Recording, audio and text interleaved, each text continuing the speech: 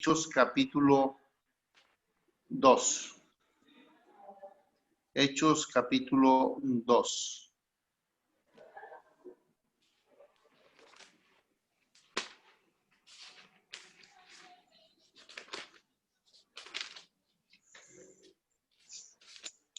Y vamos a los versículos número 43, 43 al 47. Permítame, queridos hermanos, leerles esta porción de las Sagradas Escrituras. Y sobrevino temor a toda persona, y muchas maravillas y señales eran hechas por los apóstoles. Todos los que habían creído estaban juntos y tenían en común todas las cosas, y vendían sus propiedades y sus bienes, y los repartían a todos, según la necesidad de cada uno. Y perseverando unánimes cada día en el templo, partiendo el pan en las casas, comían juntos con alegría y sencillez de corazón, alabando a Dios y teniendo favor con todo el pueblo.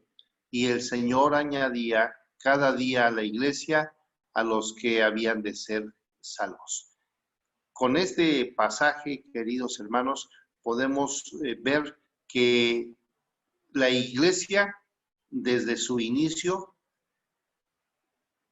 nos presenta algunos principios formidables para el crecimiento. Entonces, la iglesia, cuando está creciendo a través de la palabra, de la comunión, del compañerismo, no puede detenerse y es una iglesia sana.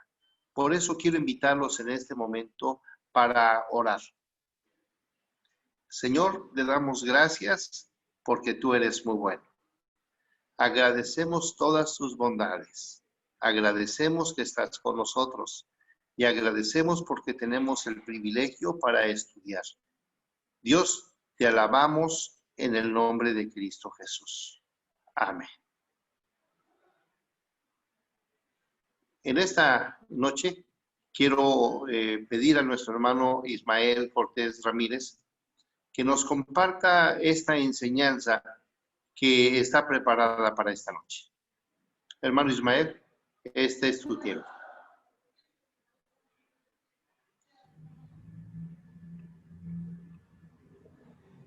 Muy buenas noches, hermanos. Es un gusto nuevamente estar con ustedes para compartir las verdades de la palabra de Dios. Y en esta ocasión vamos a hablar acerca de la segunda confesión helvética. Tenemos que recordar algunos aspectos históricos importantes para que podamos tener el concepto amplio al cual todos debemos llegar. En esta ocasión, acerca de la Iglesia de Suiza, tenemos que hablar acerca de la Reforma. Y tenemos que recordar algunos aspectos importantes por los cuales son escritas estas confesiones. Estas confesiones fueron escritas en un lugar particular para dar respuesta a situaciones particulares de cada iglesia. Y hablando específicamente de la Reforma fue un movimiento histórico, un movimiento dado por el Espíritu Santo para regresar a la iglesia a las Sagradas Escrituras. ¿Por qué? Porque la Iglesia Católica Romana tenía una hegemonía política, social y cultural, pero en cuestión a las Sagradas Escrituras, la Iglesia Católica tenía la supremacía sobre las Escrituras, o por lo menos eso afirmaba tener. La Iglesia Católica Romana decía que la Iglesia tenía la autoridad para imponer, quitar o señalar algún aspecto de la Biblia y validarlo o no validarlo.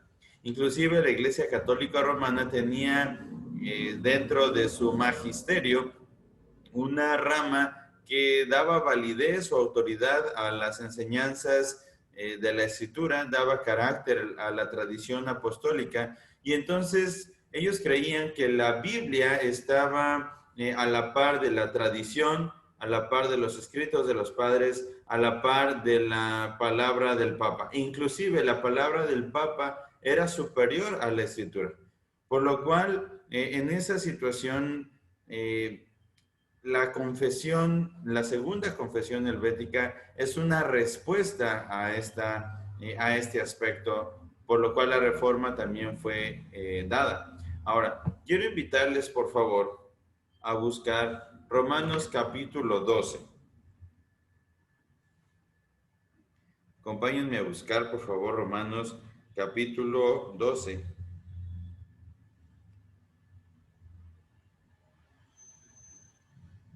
Versículos 9 al 13. Dice este texto: el amor sea sin fingimiento, aborreced lo malo, seguid lo bueno. Amaos los unos a los otros con amor fraternal, en cuanto a honra, prefiriéndonos los unos a los otros, en lo que requiere diligencia, no perezosos, fervientes en espíritu, sirviendo al Señor, gozosos en la esperanza, sufridos en la tribulación, constantes en la oración, compartiendo para las necesidades de los santos, practicando la hospitalidad. Este pasaje nos ayuda a entender un poco del contexto de la situación en la que la confesión o segunda confesión helvética se dio. ¿Por qué? Porque la segunda confesión helvética no es una respuesta a las herejías como lo son los credos, ni tampoco es un aspecto únicamente político como lo fue la confesión belga. Tampoco es un fundamento específicamente para la iglesia como fue la confesión escocesa, sino que la confesión o la segunda confesión helvética tenía una función en particular, la cual era buscar la unidad entre la iglesia, buscar la unidad de la iglesia entre la iglesia luterana, la iglesia calvinista, y buscar la unidad del pensamiento de todos los creyentes reformados. En ese sentido, hay una situación importante. Hay una división en la forma de pensar de los calvinistas y de los luteranos. La iglesia reformada ya se separó de la iglesia católica romana, pero dentro de la iglesia reformada hay divisiones, por lo cual la intención de la segunda confesión helvética es unificar el pensamiento de la iglesia en Suiza, la iglesia en Francia, la iglesia en Alemania, la iglesia reformada como tal. Podríamos decir que este texto que nosotros acabamos de leer nos ayuda a entender que la unidad de la iglesia, la unidad del cuerpo de Cristo es fundamental para la vida del creyente, para la vida de la iglesia. La segunda confesión helvética tiene un aspecto muy interesante en lo histórico que vamos a empezar a analizar, por lo cual quiero invitarles a que podamos estar atentos y podamos observar los detalles de las diapositivas. Esta confesión fue escrita, la segunda confesión helvética fue escrita por Heinrich Bullinger en 1562 en Suiza. ¿Por qué se llama confesión helvética si fue escrita en Suiza? Bueno, en latín la palabra helvética es el nombre dado a la región de Suiza, por lo cual es la segunda confesión hecha en Suiza en 1562. Esta confesión consta de 37 artículos. Esos 37 artículos son mucho más amplios que en las confesiones anteriores y son muy pastorales, muy bíblicos, y inclusive hay un detalle que en las otras no hay, que dentro de cada explicación hay pasajes de la Escritura para fundamentar cada aspecto o cada afirmación de esta confesión. Esta confesión se utilizó en la Reforma en Suiza, pero Heinrich Bullinger la escribió para su uso personal. Ese es un detalle interesante. Bullinger era una persona estudiosa, una persona que buscaba la unidad de la iglesia, y él hizo esta confesión no para toda la iglesia, no para muchas personas, sino él la hizo para su uso personal. Vaya trabajo que hizo este hombre para su propia edificación. Pero había una situación interesante porque había una presión muy fuerte al elector de Suiza, porque los luteranos estaban presionando para que fuera excomulgado de la iglesia o fuera expulsado de su cargo. Entonces, Federico III, elector en Alemania, pidió a Bullinger que le mandara un documento que le ayudara a entender y a defenderse en la dieta de Worms ante esta situación. Estaba siendo presionado por los luteranos, y este es un detalle que vamos a notar durante la clase, que la iglesia luterana en sí no tenía la intención de separarse de la iglesia católica romana en todos sus aspectos, pero como resultado de la reforma y la excomunión de Martín Lutero, tuvo que salir. Pero la presión causada a Federico III fue un aspecto histórico que impulsó a Bullinger a darle esta confesión. Esta confesión tiene 3 características, o podríamos decir 4 características. La primera, que es una confesión reformada. La segunda, que es muy pastoral. En realidad, este es muy pastoral, da explicaciones muy detalladas para la unidad de la iglesia. En tercer lugar, es calvinista, habla específicamente de las doctrinas de la gracia, y es agustiniana. Tiene un aspecto apologético muy amplio porque se dedica también a hablar en cada uno de sus puntos en las diferencias que tiene la iglesia reformada con las sectas o con las herejías católicas o con las herejías de los primeros siglos. Entonces, es reformada, es pastoral, es calvinista, es agustiniana, porque tiene muchas referencias a la teología de San Agustín de Hipona, y es naturalmente apologética. También tiene un aspecto pedagógico, busca enseñar a la iglesia, busca enseñar los principios bíblicos que debe seguir la iglesia. Pero algo que es interesante es, bueno, si vamos a hablar de la segunda confesión helvética, bueno, ¿qué pasó con la primera? ¿Dónde estaba la primera confesión helvética? ¿De dónde surge o de dónde parte? Bueno, un aspecto interesante es que el reformador Ulrico Zwinglio fue un contemporáneo de Martín Lutero. Inició la reforma al mismo tiempo que Martín Lutero en Alemania. Él la inició en Suiza. Él fue contemporáneo y se estuvieron escribiendo en muchas ocasiones. Asimismo, él protestó por la venta de indulgencias en Suiza. Predicaba sermones expositivos a grandes multitudes. Y este aspecto de hablar de sermones expositivos, recordemos que los católicos romanos daban misas, y esas misas generalmente eran en latín, pero no eran en el idioma de las personas que estaban ahí. Nadie hablaba latín, sino el latín era el lenguaje académico, el lenguaje que se utilizaba en la óbula papal, el aspecto del alto clero de la iglesia. No todos sabían latín, por lo cual al momento de la predicación de la Iglesia Católica Romana, nadie entendía nada. Nadie leía la Biblia, nadie entendía la oración. En realidad la iglesia asistía por obligación, por decreto, pero no participaba en ningún momento, ni siquiera entendía lo que se decía. Por lo cual el impacto de la predicación expositiva a grandes multitudes, predicarles en su idioma, era muy importante, pero también era muy retador ante la política de la Iglesia Católica Romana. Recordemos que la ignorancia de la palabra causa que las personas sigan a los líderes sin ninguna pregunta. Al no entender la palabra, al no saber lo que en realidad la Escritura decía, ellos seguían las doctrinas católicas, las tradiciones católicas y las indulgencias, porque decía la palabra de Dios ha dicho, aunque no lo decían. Pero ¿cómo iban a saber que no lo decía si ni siquiera se lo predicaban en su idioma y segundo no tenían al alcance la escritura para el cual leerla?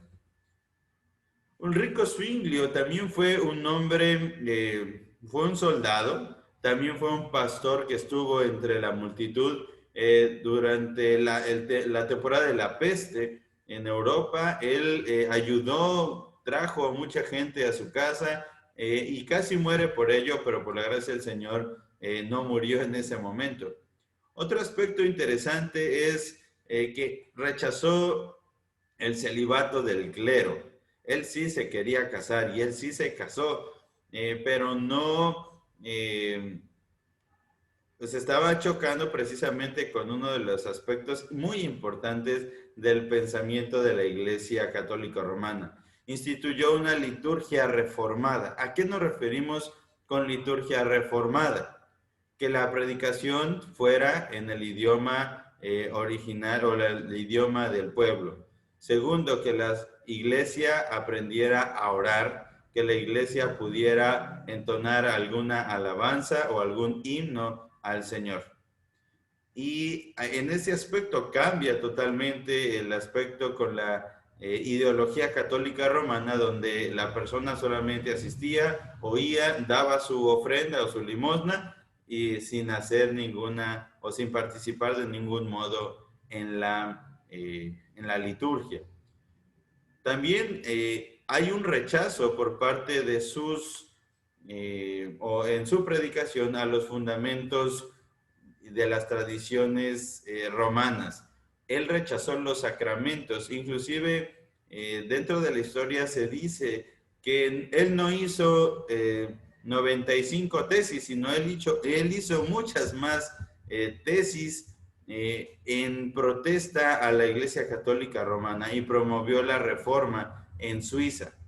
Pero recordemos que se conoce un poco más a Lutero como el inicio de la reforma, pero recordemos que no fue la reforma un inicio en un solo lugar, sino que fue el detonante, clavar las 95 tesis fue el detonante de la reforma, aunque la reforma se venía dando desde por lo menos 300 años antes, con los prerreformadores que estaban dando, enseñando, buscando traducir la palabra, y muchos murieron por causa de la escritura, por causa del evangelio. Entonces, repito esto, la reforma inició o estalló el 31 de octubre de 1517, pero 300 años antes el proceso de la reforma ya se había arrancado. Estuvo de acuerdo en muchos aspectos con Martín Lutero. Participó con Lutero para unificar a la iglesia de Suiza y Alemania, pero hubo un punto en el cual nunca se pudieron poner de acuerdo Ulrico Zwinglio ni Juan Calvino con Lutero, en el asunto de la transubstanciación. ¿Qué significa eso?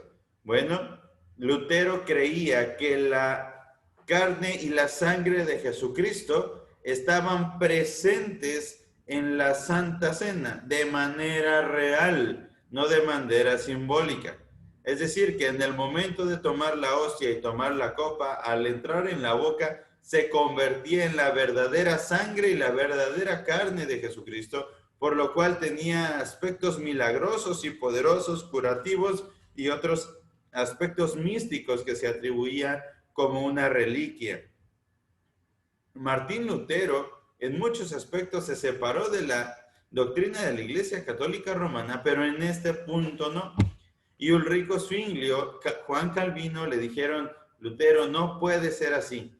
Pero Lutero se sentó en ese asunto de la transubstanciación y él creía que la verdadera carne y sangre se veían o estaban de manera presente, y le dijo a Zwinglio por medio de una carta, y esta es una frase célebre, le dijo, tienes otro espíritu. Por lo cual la iglesia luterana y la iglesia reformada de Suiza no pudieron tener la unión perfecta que necesitaban. Es por este asunto que no puede haber una unidad perfecta entre las dos doctrinas. Entonces, a partir de ese momento, se promovió la unión, la unificación de los luteranos y los reformados en contra de la Iglesia Católica. Se hizo una primer confesión helvética, pero esta en realidad no sirvió de mucho. Aunque Lutero recibió esta carta, recibió esta confesión, Ulrico, Zwinglio recibieron esta confesión, a final de cuentas no se logró la unidad. Fue hasta 1562, entonces que el Enrique o Heinrich Bullinger hizo esta confesión, repito, para su propio uso y de la iglesia de Zúrich. Su intención no era darla a todo el mundo, sino su intención era enseñar las doctrinas de la palabra en el idioma original o en el idioma natural de la región y enseñar la doctrina correcta. Fue cuando Federico III se convirtió al evangelio, pero él fue calvinista desde un principio. Y entonces empezó en Alemania, como en Alemania era muy fuerte la doctrina luterana, ya que Lutero es alemán, le empezaron a presionar y le empezaron a decir que no estaba bien, que estaba equivocado, y entonces hubo mucha presión por parte de ellos a tal grado que se estaba pensando en quitarlo de su cargo y ser excomulgado de la misma iglesia. Entonces él pidió a Bullinger una confesión para defenderse con argumentos de las acusaciones, y este le envió su propia confesión. De aquí es que se hace famosa esta confesión. El elector la publicó en latín y alemán antes de comparecer ante la Dieta Imperial de Augsburgo en 1566. Mientras tanto, los suizos reunieron para adoptar una confesión más amplia. Esta confesión de Bullinger fue adaptada en 1566, se tradujo al alemán, al latín, hubo una traducción por Teodoro de Beza al francés, quien había promovido ese encuentro entre Zwinglio y Lutero. A final de cuentas, no hubo una unidad del pensamiento, pero sí hubo una defensa eficaz por parte de Federico III, que ya no, digamos que ya no lo excomulgaron de la iglesia ni lo quitaron de su puesto. Entonces, para entrar en materia, quiero invitarles a buscar en su confesión, o puedan buscar en la segunda confesión helvética, y ya la tengamos a la mano para entrar en los detalles de esta confesión. Entonces, repito, es católica, es agustiniana o agustina, es calvinista, es antirromana y es moderada en sus diferencias con los luteranos. Es católica por su afirmación de las fórmulas de los primeros 4 concilios y en su condenación de las herejías de los 4 concilios que ya estudiamos en clases anteriores. Recordemos credo apostólico, credo niceno, credo de Calcedonia y credo de Atanasio. Son los credos que nosotros confesamos como los credos históricos dados en los primeros concilios. Es agustiniana porque menciona a Agustín 16 veces en la confesión, 16 de 37 artículos lo tiene, y siguiendo sus ideas sobre el pecado, la gracia divina y la voluntad humana. Es moderadamente calvinista, ya que expresa la doctrina de la providencia, la elección, y es muy pastoral en este aspecto. No es muy tajante ni es golpeado, sino es pastoral. A diferencia de las otras confesiones que sí veíamos que eran muy bruscas, muy abruptas en su forma de expresar ante el catolicismo, ante las herejías. Bueno, esta confesión es muy detallada y explica el porqué de estas diferencias. no solamente las menciona, sino las explica de modo que la iglesia pudiera entender por qué se está diciendo este aspecto. Y es antirromana porque se rechazan muchas prácticas y pretensiones de la iglesia romana y precisamente, recordemos, la clase anterior estudiábamos acerca del Concilio de Trento. También es moderada sus diferencias con el luteranismo, hablando en aspectos de la comunión, en la Santa Cena, el bautismo y algunos aspectos de la doctrina en cuanto a la justificación.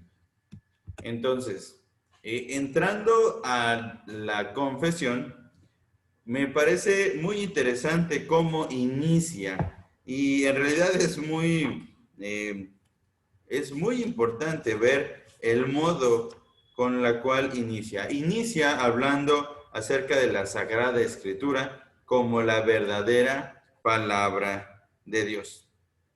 Y quiero leerles una parte del primer artículo. Quiero invitarles que ya estemos sobre la segunda confesión helvética, que dice de la siguiente manera: creemos y confesamos que los libros canónicos de los santos profetas y apóstoles en ambos testamentos son la verdadera palabra de Dios, que poseen fuerza y fundamentos suficientes, sin necesidad de ser confirmados por los hombres.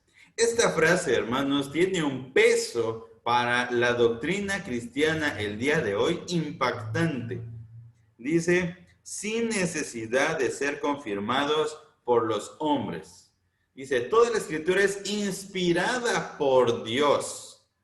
Es decir, la escritura es de origen divino, es dada por Dios y la autoridad de Dios es sobre la razón del hombre, por lo cual es suficiente sobre el hombre, sobre toda situación y no está supeditada a la valoración o la autenticación que le pueda dar el hombre. Hoy en día, uno de los temas que la iglesia está sufriendo es la crítica literaria o la crítica de la escritura, donde muchas personas afirman que la Biblia no tiene la autoridad real, ni que es divina, ni que es inspiración del Espíritu Santo, sino solamente es una recopilación de muchas anécdotas, historias, tradiciones, por lo cual por medio de la arqueología bíblica, que no es mala, en fin, ocupan algunos métodos para decir, este pasaje de la Escritura no es real, esta Escritura tampoco es real, por lo cual solamente algunas partes son verdaderas. Ese es un problema grave. Veamos lo que dice esta confesión. Dice, son la verdadera palabra de Dios, que poseen fuerza y fundamentos suficientes sin necesidad de ser confirmados por los hombres. La Biblia no necesita del hombre. El hombre necesita de la Biblia. La Biblia no necesita ser verificada o autentificada o autorizada por la razón del hombre, sino es la palabra de Dios quien da guía al pensamiento humano. Continúo, en la segunda sección hay otra frase que es muy interesante.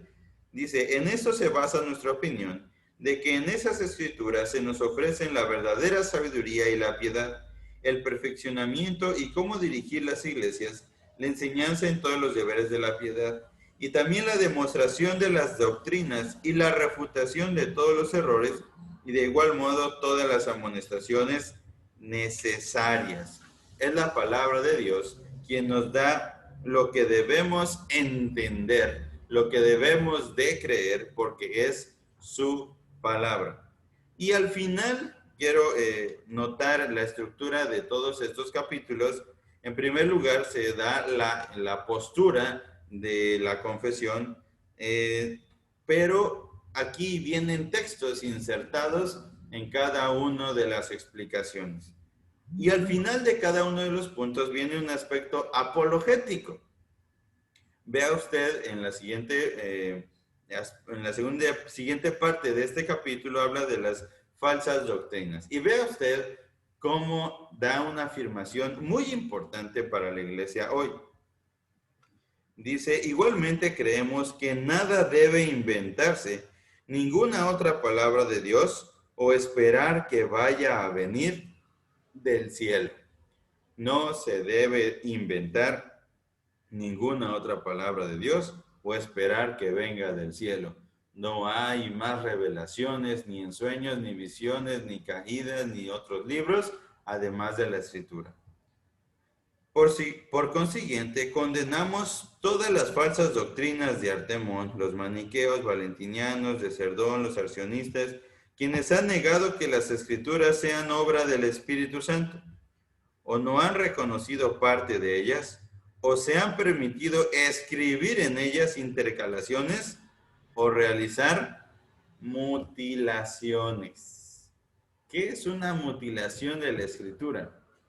Es muy claro ver cómo la crítica bíblica hoy, por ejemplo, en textos como 1 de Juan 5, 7 y 8, hacen una mutilación. La Biblia NBI no tiene este pasaje. Si usted pudiera hacer esta comparación, encontrará que al hablar acerca de la doctrina de la Trinidad, el Padre, el Hijo y el Espíritu Santo, se omite este versículo. Usted lo encuentra en la Biblia Reina Valera y en otras versiones, pero en la Biblia NBI no lo encuentra. Eso es una mutilación. Es quitar un pasaje de la Escritura alegando que no es auténtico. Hermanos, las confesiones nos ayudan a entender que la palabra de Dios es viva y eficaz, que es inspirada por el Espíritu Santo, y la palabra nos explica específicamente qué es lo que debemos creer. Y en segundo lugar, nos habla acerca de los libros apócrifos que pueden ser leídos, pueden ser estudiados, pero no son sustento de la fe. No son sustento y no se pueden sustentar en ellos las doctrinas. Y en este primer capítulo sí nos da una confesión o una cita de lo que dice Agustín. Así, Agustín, en su libro La ciudad de Dios, recuerda que en los libros de los reyes se mencionan nombres y libros de ciertos profetas. Pero Agustín añade que dichos libros no figuran en el canon y que los libros que tenemos bastan para la piedad. En primer lugar, se sienta esta confesión sobre las Sagradas Escrituras. Sobre las Sagradas Escrituras. Se pone la revelación de las Escrituras dada por el Espíritu Santo, afirmando su autenticidad, su autoridad, su divinidad, la excelencia de la Escritura. Para que en el siguiente capítulo nos ayude a entender la interpretación correcta de las Sagradas Escrituras. Hermanos, no hay muchas interpretaciones. Lo que quiere decir esta confesión es que no hay muchas interpretaciones. No es lo que cada quien quiera interpretar. Hoy en día hay muchas interpretaciones. Cada iglesia tiene su confesión o su creencia e interpreta la Biblia de una manera diferente. Hay muchos métodos de interpretación. Está el método alegórico, está la teología dispensacionalista, está la teología liberal que interpreta de manera crítica la Escritura. Pero veamos cuál es el método de análisis bíblico que debemos de tener como herederos de la Iglesia Reformada. En el artículo número 2 dice así: el apóstol Pedro ha declarado que la interpretación de las Sagradas Escrituras no puede quedar al arbitrio de cada cual. Por eso no aceptamos todas las interpretaciones. Tampoco reconocemos sin más y más como fidedigna y original interpretación de las Escrituras lo que enseña la Iglesia romana. Por el contrario, reconocemos solamente como interpretación ortodoxa y original de las Escrituras lo que de ellas mismas es dable sacar, examinando a fondo el sentido del lenguaje en que fueron escritas, teniendo también en cuenta el contexto y finalmente comparado los pasajes semejantes y diversos, especialmente los pasajes más claros. Solamente de esta manera actuaremos de acuerdo con las reglas de la fe y del amor. Y sobre todo, ello será contribuir a la gloria de Dios y a la salvación de los hombres. El método hermenéutico, gramático, histórico. El análisis de las palabras y el sentido original en el texto y de los contextos político, social, cultural, quién lo escribió, por qué lo escribió, a quién se lo escribió, todos esos aspectos que en cursos anteriores hemos analizado, ha sido el método reformado de interpretación bíblica, es el método gramático histórico. Hermanos, es muy importante porque hoy mucha gente se dice reformado, pero tiene un método de interpretación histórico crítico, o tiene un método de interpretación alegórico, o tiene un método de interpretación diferente. Hermanos, el método correcto para interpretar las escrituras es el método gramático histórico. Otro aspecto en lo cual vamos a abundar es en la doctrina de la providencia. El artículo 3 habla acerca de la unidad y la Trinidad de Cristo, o de la divinidad del Padre, Hijo y el Espíritu Santo. Nos enseña su procedencia, pero eso ya lo hablamos en los credos de los primeros concilios. Y también se nos presenta de carácter apologético las falsas doctrinas. Otro aspecto que también es muy interesante son las imágenes de Dios, de Cristo y de los santos, y se especifica por qué no debemos practicar, ni creer, ni tener ni reliquias, ni imágenes, ninguna otra cosa de adoración. En el aspecto de la providencia de Dios, quiero señalar un aspecto importante, porque debemos entender qué implica la providencia. Dice esta confesión de esta manera: creemos que por la providencia del Dios omnisciente, eterno y todopoderoso, todo cuanto hay en los cielos y en la tierra es mantenido y guiado. ¿Qué significa o qué implica que todo sea mantenido y guiado? Bueno, la providencia de Dios implica que Dios está presente y está determinando su creación. Dios es soberano sobre cada uno de los actos de la humanidad. Aún así estos actos sean malos, Dios permite estos actos. Vamos a ver en otros apartados acerca de el hombre y su capacidad o su incapacidad de hacer el bien o de hacer el mal. Por ejemplo, en el artículo número 8, en la última o la penúltima sección, dice así: por otra parte, se ve que Dios permite los pecados hasta el punto que le parece conveniente o no consiente que progresen. Pero ninguna situación acontece si Él no lo consintiese, y por lo tanto, al no oponerse a ello, es que se realiza su voluntad. Dios no es autor del pecado, pero Dios es providente en medio del pecado. Y ese pecado es la desviación del hombre, es a causa de la caída, a causa de su corrupción, a causa de la descomposición o distorsión de la imagen moral que el hombre tenía. Pero a causa de ello, Dios utiliza estas situaciones para el bien del hombre. Dios sigue sustentando a la creación, aunque esta creación sea pecadora. Hermanos, esto es importante, porque la filosofía de nuestros tiempos afirma que Dios creó, pero abandonó a su creación.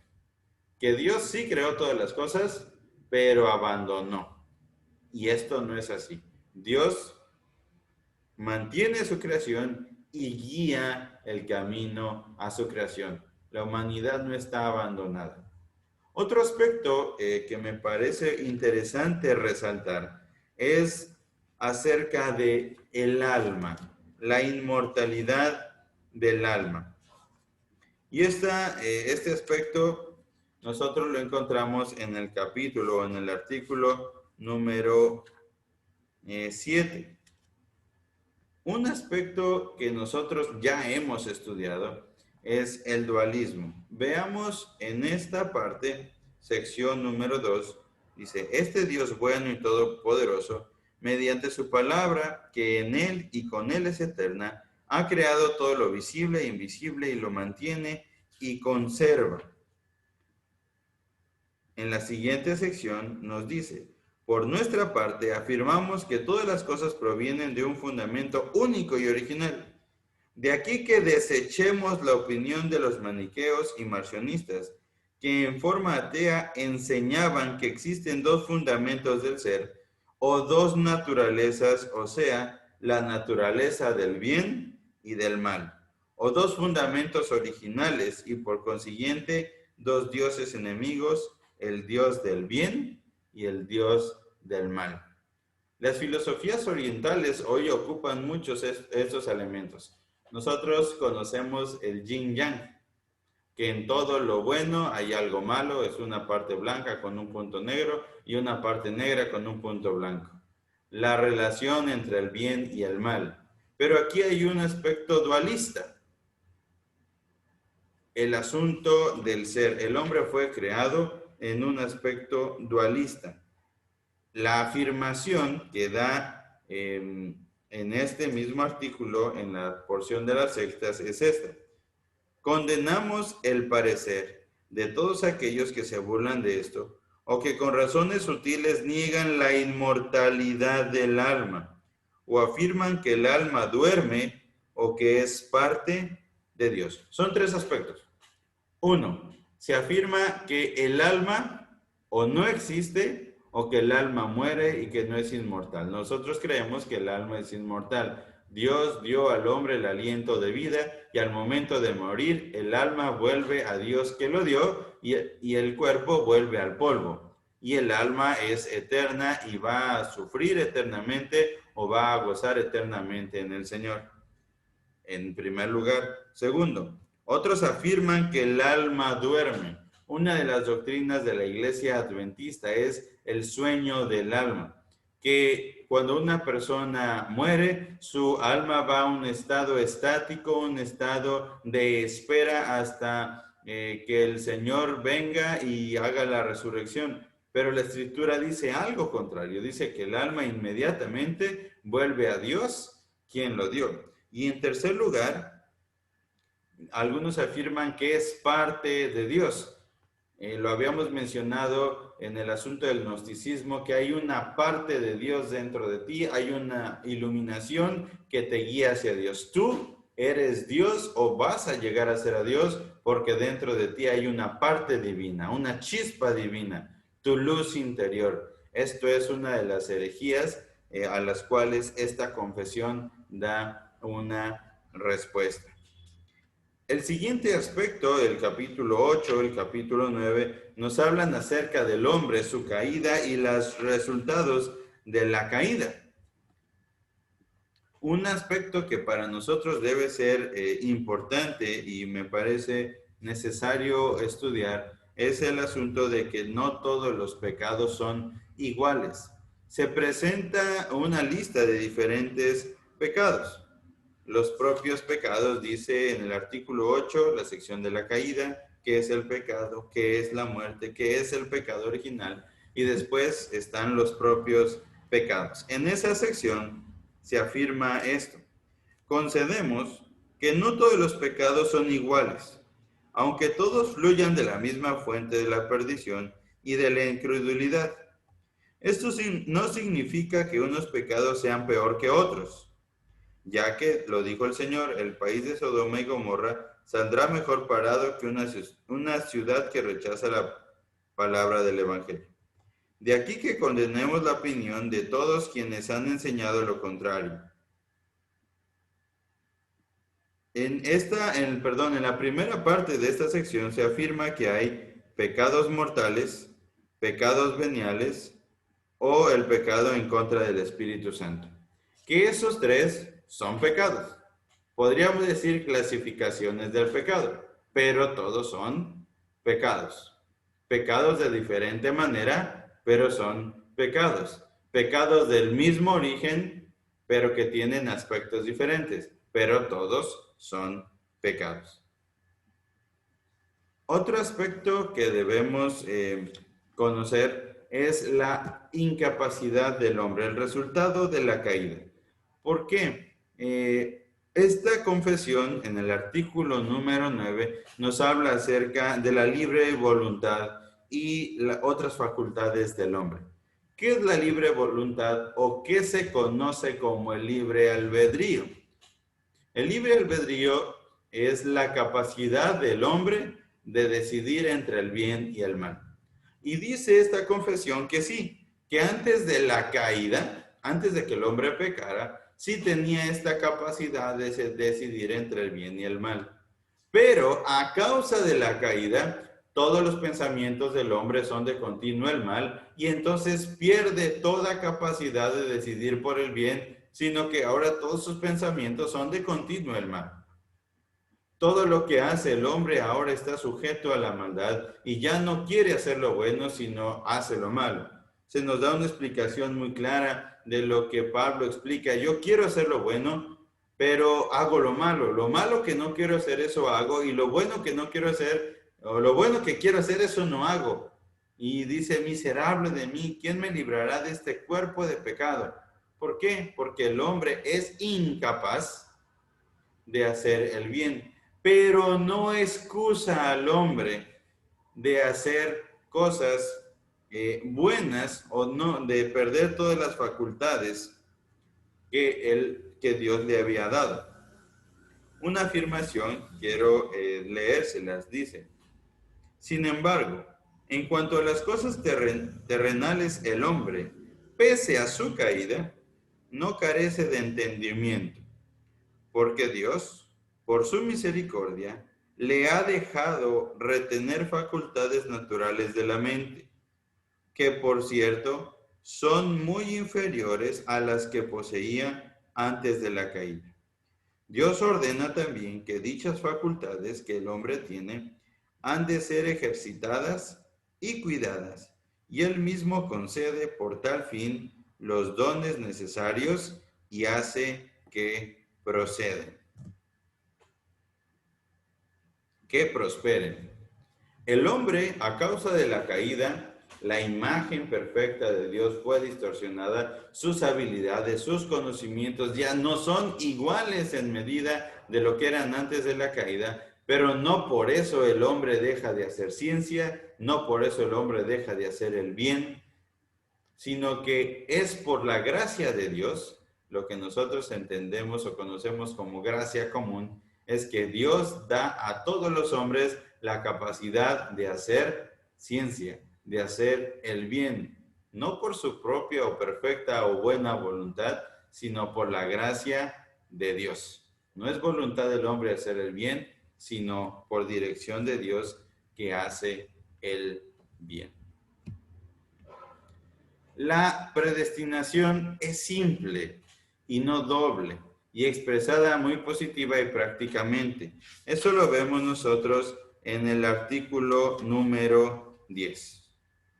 ¿Somos elegidos o no somos elegidos?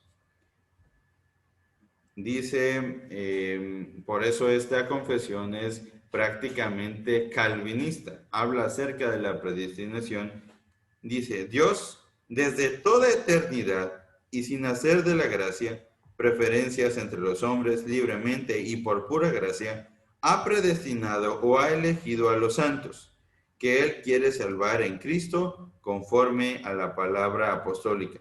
Dios nos escogió en Cristo antes de la fundación del mundo y también Dios nos salvó y llamó con vocación santa, no conforme a nuestras obras, sino según su intención y su gracia, la cual nos es dada en Cristo Jesús antes de los tiempos de la eternidad, pero ahora es manifestada por la aparición de nuestro Salvador Jesucristo, según el Timoteo 1, 9 y 10. La predestinación. Dios elige a aquellos que quiere salvar, punto. Todos aquellos que no quiso salvar implica que la predestinación es simple. ¿ha elegido a pocos o ha elegido a muchos? Uno de los aspectos interesantes que se presentan en la confesión es la curiosidad del hombre. No hay cosas que el hombre no necesita saber, pero aún así debe reconocer que Dios ha elegido a cuantos Él ha querido escoger. Dice, cuando según Lucas 13:23 preguntaron al Señor si únicamente se salvarían pocos. El Señor no contestó si serían pocos los salvados o los desechados, sino que antes bien amonestó a cada cual se esforzase entrar por la puerta estrecha. Muchas personas hoy, y por eso esta es una afirmación pastoral de esta confesión, muchas personas hoy están buscando, ¿se van a salvar muchos? ¿Se van a salvar pocos? ¿Será que si no voy a ser elegido entonces puedo disfrutar de los deseos carnales? Dice, no, tú tienes que entender que debes estar cuidando tu relación íntima con el Señor y vivir en la gracia. No, que es que no sé si soy predestinado. Si tú no sabes si eres predestinado, entonces, según la confesión y según la Escritura, tienes que conocer más de la palabra del Señor. Artículo 11 habla acerca de la persona de María. ¿Qué tiene que ver este asunto con la persona de María? Veamos esta parte porque debemos verla con detenimiento. Artículo 11. Jesucristo, Dios y hombre verdadero y único Salvador del mundo. Creemos y enseñamos además que el Hijo de Dios, nuestro Señor Jesucristo, fue predestinado e impuesto como Salvador del mundo desde la eternidad. Creemos que ha sido engendrado por el Padre, no solo cuando aceptó de la Virgen María carne y sangre, y no solo antes de la creación del mundo, sino antes de toda la eternidad. Y esto de un modo indefinible. Pues dice Isaías, ¿quién quiere contar su nacimiento? Dice Miqueas, su origen es desde el principio, desde los días del siglo. Porque Juan también manifiesta en su evangelio, en el principio era el verbo, y el verbo era Dios, y el verbo era con Dios. Por esto, el Hijo, igual al Padre en su divinidad, igual a Él en esencia, o sea, que es Dios verdadero, y esto, por cierto, no puramente de nombre, ni por haber sido aceptado como Hijo, ni en virtud de alguna demostración especial de la gracia, sino por naturaleza y esencia. En este capítulo nosotros vemos específicamente la persona de Cristo, pero hay una herejía que aquí se está debatiendo, que es la perfección o la perfecta, la virginidad perpetua de María. ¿Por qué la virginidad perpetua de María? Muchos creen que María es Theotokos. Esa es una palabra en griego que implica que María fue siempre virgen o madre de Dios. Pero esta no es la esencia de la palabra, sino que es que María fue virgen, ¿sí? Antes de tener a Jesucristo y después tuvo hijos. En este asunto, debemos entender que la Escritura nos revela que María es sierva de Dios y no es madre de Dios.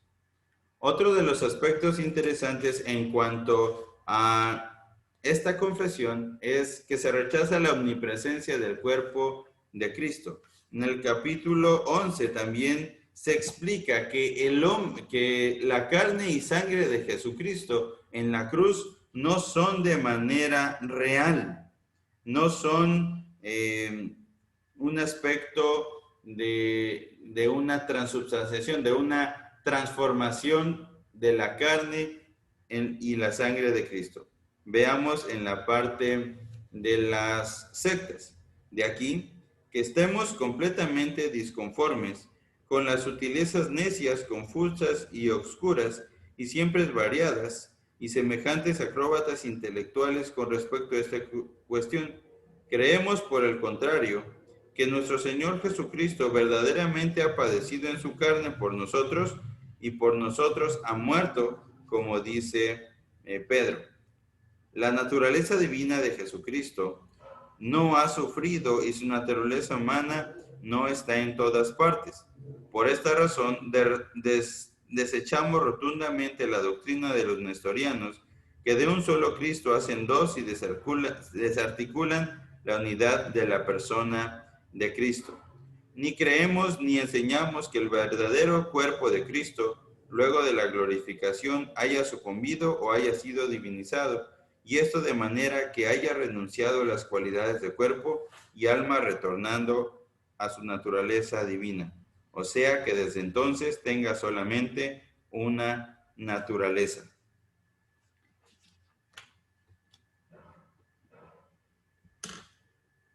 En este artículo nosotros encontramos entonces una diferencia con la iglesia romana, una diferencia con la única humanidad de Cristo, que Jesucristo ya no volvió a ser divino, sino solamente se quedó como humano. Aquí en este aspecto vemos cómo hay una diferencia en contra de las doctrinas católico-romanas. Y también en este mismo artículo se hace referencia a las confesiones. En la última sección de este artículo dice: dicho resumidamente, nosotros creemos de corazón y confesamos libre y abiertamente con la boca lo que contienen las confesiones de los 4 primeros y más importantes sínodos eclesiásticos de Nicea, Constantinopla, Éfeso y Calcedonia, así como también la confesión de Atanasio y demás confesiones sobre el misterio de la encarnación de nuestro Señor Jesucristo. Pues todo ello se basa en las Sagradas Escrituras. Por el contrario, desechamos todo lo que contradice a las mencionadas confesiones. Otros aspectos que están en el capítulo 2, se reconoce 3 divisiones de la ley y su uso positivo para los creyentes. Otro aspecto es que no solamente rechaza las indulgencias romanas, sino que también lo que se llama la penitencia protestante. Recordemos que esto es anticatólico en cuanto a las indulgencias, en cuanto a las confesiones, a llegar con el Padre y pedirle el perdón de sus pecados, o la indulgencia por parte del Papa, o las diferentes martirizaciones del cuerpo para el perdón de los pecados. Son algunos de los aspectos de la penitencia protestante que se rechazan. Habla de la imputación de la justicia de Cristo en el capítulo 15. Nos habla acerca también del hombre y su conversión. Nos habla también de la justicia y cómo es aplicada la justificación en nosotros por medio de culpar a Jesucristo.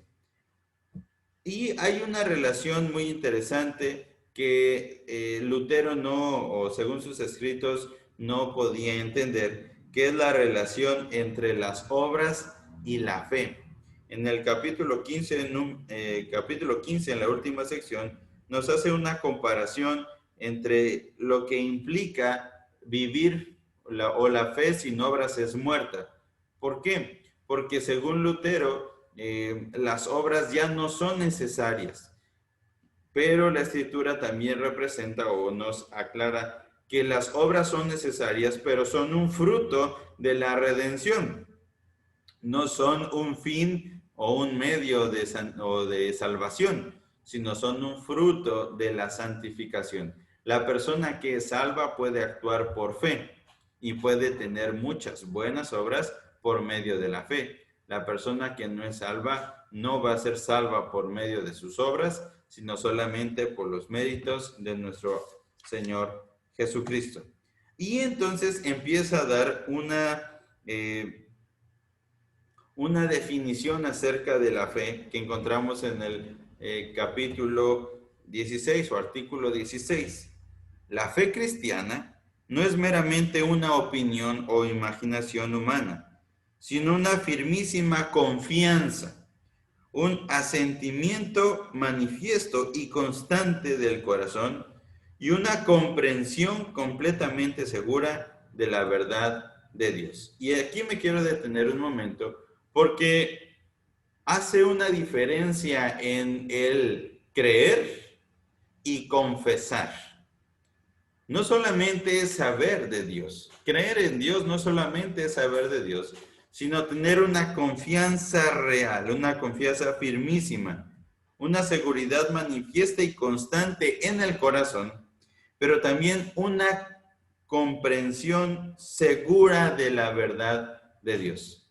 Es decir, no puedes decir que la fe solamente es una fe ciega, sino que tiene que haber una convicción, un convencimiento, una comprensión del Evangelio para que tú puedas decir que tienes fe. La fe no es solamente una emoción o una imaginación, sino tiene que haber una convicción. ¿Qué es lo que creo? Esa fe es eficaz y activa, esa fe crece, esa fe nos produce buenas obras, esa fe nos da dirección hacia Dios.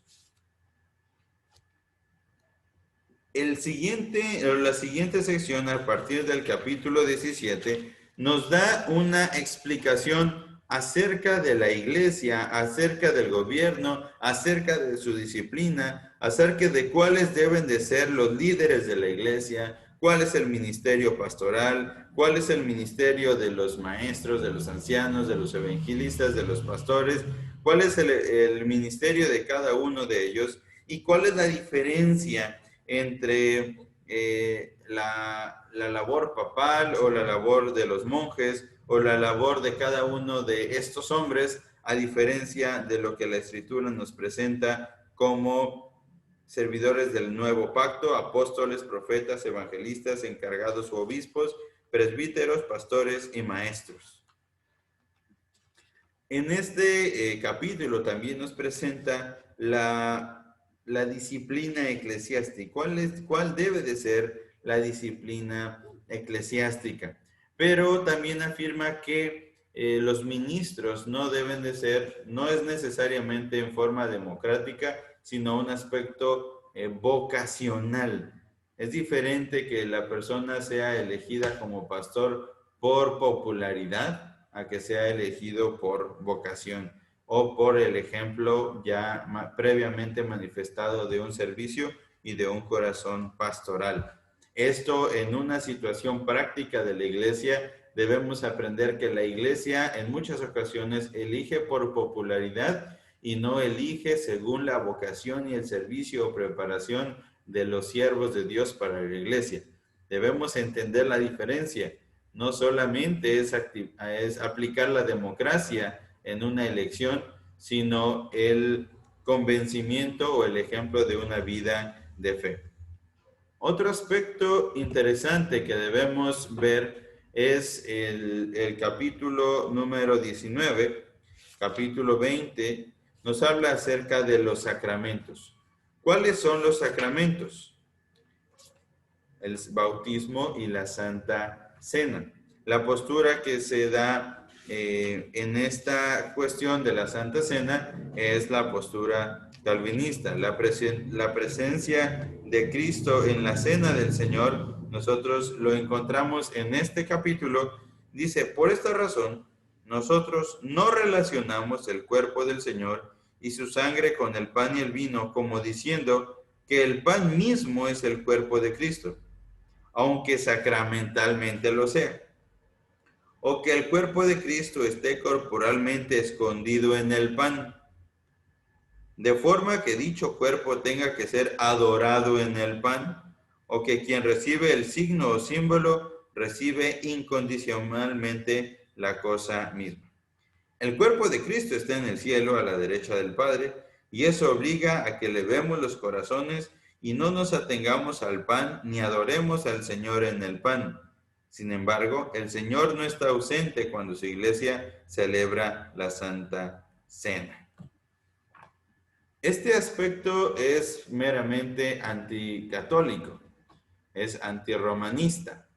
¿Por qué? Porque en este sacramento nosotros, o en este capítulo, vemos la diferencia entre la presencia sacramental o simbólica de Cristo en la cena del Señor y la pretensión romanista de la divinidad o la adoración o santificación que necesita el pan.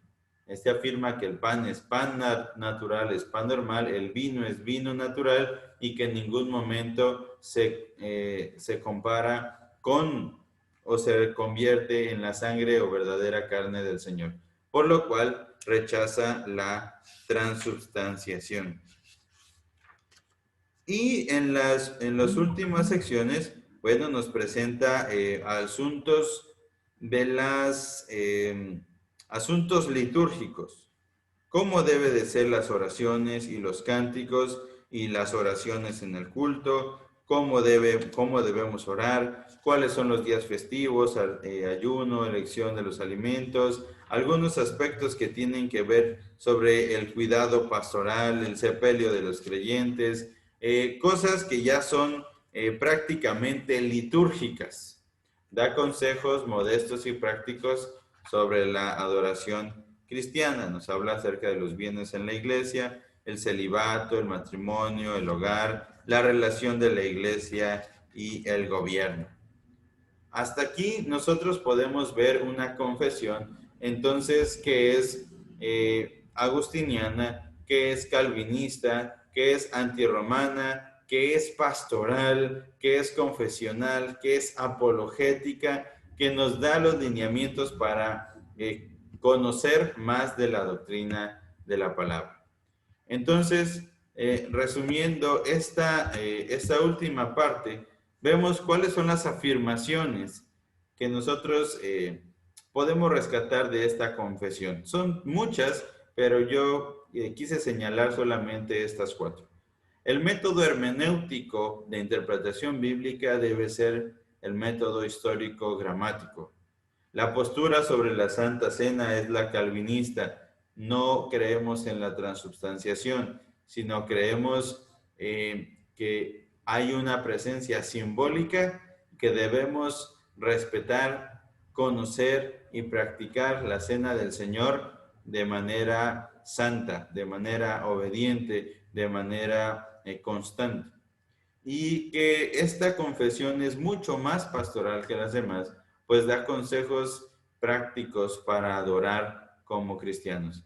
Entra en aspectos cúlticos que en otras confesiones no se habían presentado. Da reglas acerca de la oración, da lineamientos acerca del ayuno, acerca de los cánticos, acerca de lo que debemos hacer en la adoración en la iglesia.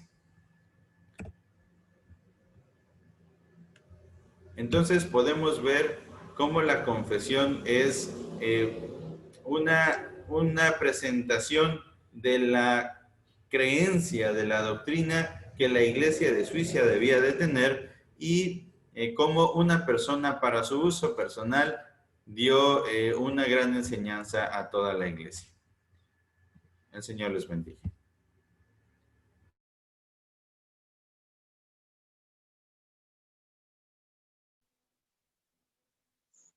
Muchísimas gracias, muy interesante la exposición. Estamos estudiando los credos y las confesiones. Por eso decimos que la teología confesional es algo muy importante y, hermanos, es algo que debemos de cultivar en nuestras iglesias. Me gustó mucho saber en esta noche o recordar en esta noche que fue un documento para él mismo, pero que esto trascendió y si ustedes se dieron cuenta, realmente tiene muchos aspectos que son muy importantes en las iglesias y muchos de los problemas que nosotros tenemos en las iglesias son precisamente cuestiones doctrinales y aquí en esta confesión solitos podemos entender las cosas que siempre andamos investigando. Hay cosas que andamos investigando, preguntando por aquí, por allá, pero si nosotros fuéramos directamente a esta confesión, nos daríamos cuenta que hay respuestas para todo. Hermanos, si vayamos a las reacciones.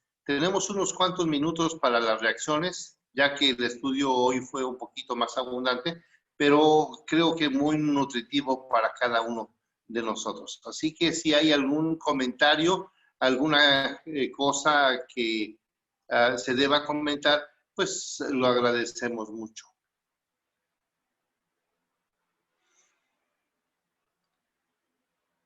Hoy, aquí hay un comentario.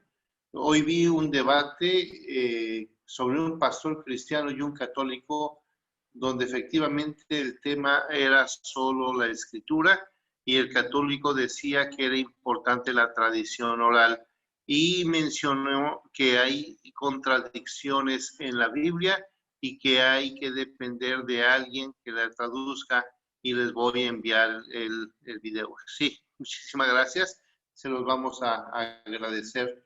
Eso es importante porque podemos tener algunos recursos. Debemos de decir, hermanos, que uno de los temas principales de la reforma fue solo escritura. El detonante para la reforma fue solo escritura, entonces nosotros siempre iremos ahí. La tradición oral para la Iglesia Católica Romana es muy importante. Yo mencionaba la vez pasada que ellos tienen un órgano de gobierno que se llama el magisterio. Entonces, la tradición oral, el magisterio y el papa son los que determinan lo que la Iglesia, según ellos, debe saber.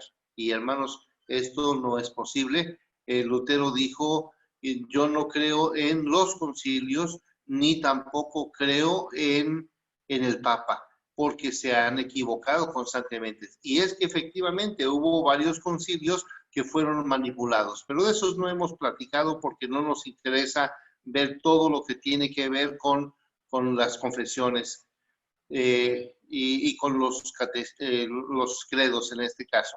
Pero lo que sí podemos decir es que sola escritura es lo más importante.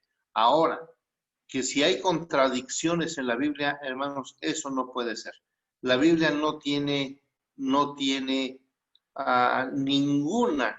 ninguna contradicción.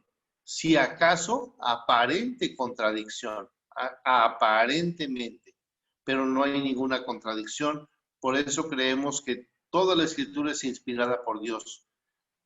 Aquí hay una pregunta. ¿Hubo algún tipo de confrontación entre la confesión helvética y la confesión de Basilea, o fueron dos movimientos independientes? Básicamente son dos confesiones diferentes. Aunque sería muy interesante que pudiésemos estudiar la una y la otra. La helvética es un documento muy popular, muy popular. Esta confesión y otras confesiones, como la de Basilea, no tuvieron la repercusión ni la fuerza que se esperaba de ellas. Pues hermanos, si hay algún comentario lo podemos hacer. Aquí se nos comenta, me quedó una espinita sobre si la confesión helvética apoya la perpetuidad de la virginidad de María. No, hermanos, no. La confesión helvética está en contra completamente de la perpetuidad de la virginidad de María. ¿Por qué? Hay una sola razón. Porque esta es una confesión anticatólico-romana. Entonces, automáticamente, todas las doctrinas que tienen que ver con el catolicismo romano están totalmente rechazadas desde la raíz, de tal modo que no es, no da pie, no da pie para pensar en esto. Y hay otro comentario, ¿podría explicarme el artículo, creo, 8, donde dijo que no todos los pecados son iguales? Me confundí. Yo creo que esto le vamos a preguntar a nuestro hermano Ismael para que comente sobre esto. en este momento. Es que dice que María, que siempre fue virgen. Hermanos, realmente no, María no fue virgen ya, siempre, por siempre, fue virgen hasta que, pero lo que yo comentaba hace un momentito es que es anticatólica totalmente. Bien, hermano Ismael, ¿nos puedes compartir algún comentario sobre si todos los pecados son iguales? Sí, es el artículo 8 y el otro está en el artículo 11. Quiero empezar por la primera parte porque debemos entender varias cosas para no descontextualizar las palabras de la confesión, porque si tomamos solamente una sola frase, podríamos caer en un error. Y quiero iniciar con el artículo 11. Si ustedes tienen su confesión, ven que la primera parte es Cristo es Dios verdadero y la segunda, Cristo, hombre verdadero de carne y hueso. Lo voy a leer para que tengamos la referencia textual. Creemos y también enseñamos que el Hijo eterno de Dios, eterno, se hizo hombre, criatura humana de la simiente de Abraham y David, pero no en virtud de ser engendrado por un varón, como ha dicho Ebión, los ebionistas, sino que fue concebido de la forma más pura y limpia posibles por el Espíritu Santo y nació de María, que siempre fue virgen, como relata concienzudamente la historia evangélica. Pero, ¿qué significa ese que siempre fue virgen? Aquí se dan dos interpretaciones y debemos señalarlas. Uno, la Iglesia Católica Romana, a partir de este texto, dice que María nunca tuvo más hijos. Pero si nosotros vemos en la Escritura que a Jesús lo fueron a visitar su madre y sus hermanos. Y Jesús responde, bueno, ¿quiénes son mi madre y mis hermanos? Todos los que hacen la voluntad de mi Padre, ¿no? Entonces nosotros vemos que Jesús tuvo hermanos. Inclusive Judas, el que nosotros conocemos de la carta de Judas, se conoce como hermano de Jesús.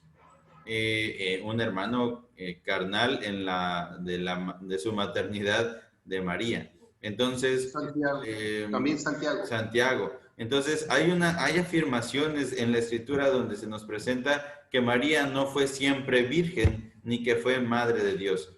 Pero en las diapositivas sí afirma que María fue siempre virgen.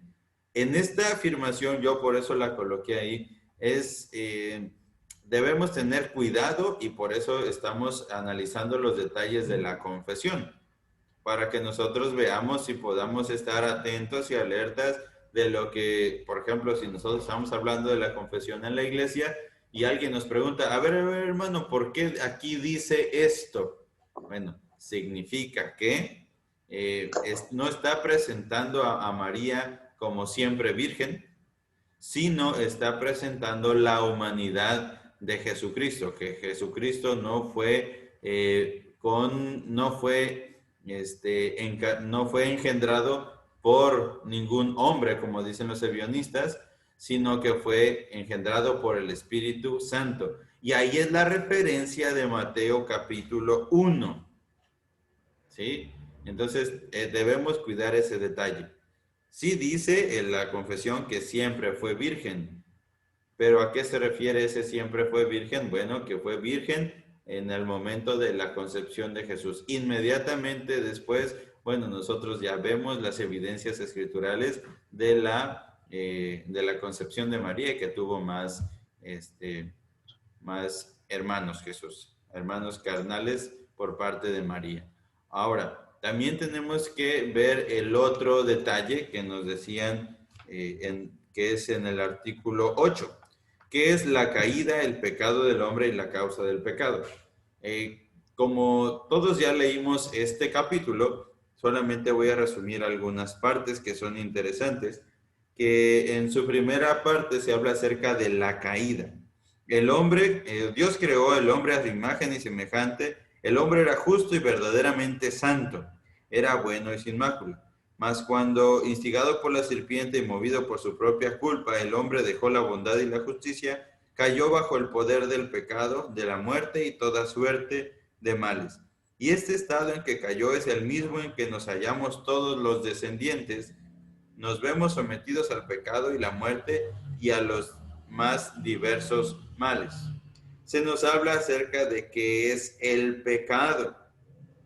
Y nos dice que nosotros, por esta naturaleza, nos encontramos supeditados a pasiones insanas. Nos apartamos de lo bueno y nos inclinamos hacia todo lo malo. Andamos llenos de maldad, desconfianza, desprecio y odio a Dios. Y somos incapaces no solo de hacer lo bueno, sino ni siquiera de pensarlo. Y entonces viene la siguiente parte, el pecado original y los propios pecados. Y aquí nos habla de los propios pecados como diferentes características o diferentes tipos de pecado que no dejan de ser pecado. Y eso lo quise hacer hincapié en la conferencia. Dice, asimismo, reconocemos que todo ello se denomina pecado. Todo se denomina pecado. Y es realmente pecado. Llámese como quiera, sean pecados mortales, sean pecados veniales o los 7 pecados capitales o pecados de la carne, sea el pecado denominado contra el Espíritu, que es la blasfemia contra el Espíritu Santo, que es un pecado imperdonable.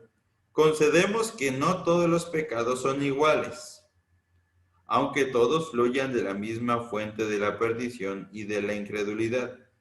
Esto no significa que unos pecados sean peor o mejores que otros. Y lo dijo el Señor, el país de Sodoma y Gomorra saldrá mejor parado que una ciudad que rechaza la palabra del Evangelio. De aquí que condenamos la opinión de todos quienes han enseñado lo contrario. Y es que aquí hay una partícula interesante que nos habla acerca de la blasfemia del Espíritu Santo. En la Escritura, nosotros vemos en Judas que hay pecados mortales y pecados no mortales. Pecados que son veniales o conocidos como los pecados de la carne, todo lo que tiene que ver con lo físico, todo con lo que tiene que ver con la lascivia y esos pecados, pero también los pecados que tienen que ver con la relación con Dios, que es el no orar, el no leer la palabra, el no perseverar en la iglesia, el no participar de la comunión, el negar al Espíritu Santo. Y entonces este capítulo nos trata de hacer ver que hay diferentes tipos de pecados, pero ninguno es mayor que otro, pero sí son diferentes. ¿Sí? O sea, no quiere decir que haya uno menos pecador o uno menos posible que el otro, no, sino que se presentan 3 clasificaciones, uno que tiene que ver con la relación con Dios, otro que tiene con el cuerpo mismo y otro con la relación con el prójimo. Estos 3 son pecados. ¿Sí? Entonces, la diferencia podría decir o podría entenderse como clasificaciones pero todos ellos están sujetos a la justicia y la ira de Dios. Recordemos lo que dice la Escritura, Romanos 6:23. La paga del pecado es muerte. Punto. Entonces podría haber clasificaciones y hay un pasaje que utiliza aquí la confesión cuando Jesús mismo dice acerca de aquellas naciones que rechazan el Evangelio, su castigo será peor que el de Sodoma y Gomorra. Sí, no dice que los demás no van a ser castigados. Dice que el castigo es castigo. Entonces, no es una licencia para pecar o que usted diga que el pecado tal es más pequeño que el otro. No. Entonces, esa es la explicación de estos 2 puntos. Sí, muchísimas gracias. Aquí ya en el chat hubo alguien, nuestro hermano David, nuestro hermano Fernando, que nos dan las citas acerca de los hermanos del Señor Jesús. Y voy a leer el de Mateo capítulo 13, versículo 55. ¿No es este el hijo del carpintero? ¿No se llama su madre María y sus hermanos? Y los contamos. 1, Jacobo. 2, José. 3, Simón. 4 Judas. No están todas sus hermanas con nosotros, o sea, tuvo estos hermanos, pero también tuvo unas hermanas. Entonces, hermanos, aquí están los pasajes que nos están ayudando y podemos decir que la Iglesia Católica Romana habla de pecados mortales y de pecados veniales. Los pecados mortales, la clasificación es como los más grandes y los pecados veniales como los más pequeños. Pero sabemos que el pecado es pecado y es verdad, toda injusticia es pecado y no hay pecado que podamos decir que sea más grande que otro. Muchas gracias, hermanos, gracias por sus comentarios. Realmente nos alegra mucho que estemos todos aprendiendo y todos también checando algún comentario, alguna idea para ampliar nuestro conocimiento. Pues, hermanos, agradecemos a Dios por esta oportunidad, porque sabemos que Él nos está ayudando y en medio de esta pandemia estamos aprendiendo también la palabra de Dios. Hermano Ismael, muchísimas gracias. Gracias por la exposición. Y, hermanos, vienen algunos catecismos, todavía algunas confesiones importantes y algunos catecismos que necesitamos estudiar. Así que mañana tempranito en el grupo les vamos a mandar las tareas para el día de mañana. Así que muchísimas gracias, hermanos, nos despedimos. Que el Señor les bendiga muchísimo.